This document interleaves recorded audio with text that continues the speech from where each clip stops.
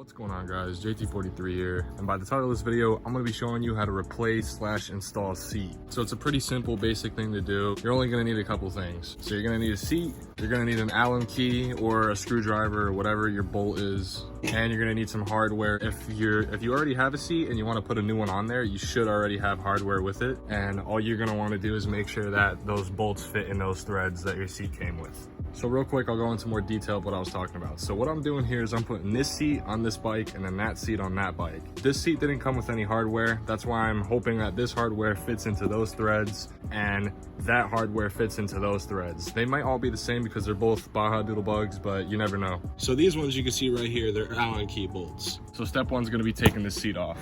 So for a Baja Doodle Bug, there should be 3 bolts each. So there's gonna be a bolt in the front right there, and then there's gonna be 2 in the back, like here.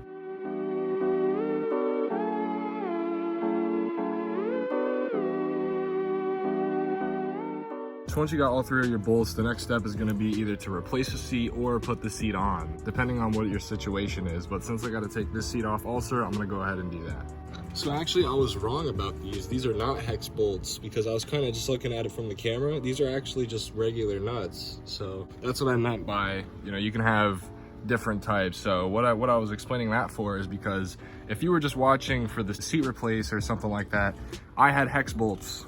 And your bike might have just regular bolts. This is what I was talking about, because now I can't even use this because that seat is threaded and this one is kind of just using these to hold it up because the bottom is wood, the bottom of that is plastic. So that's just kind of things you got to look out when you are buying seats or switching seats. It's not a big issue, but just something to be aware of. So for the next step, you're going to grab your new seat and then you're going to grab however many bolts your bike came with. So mine came with 3, so I'm just going to use the 3 bolts.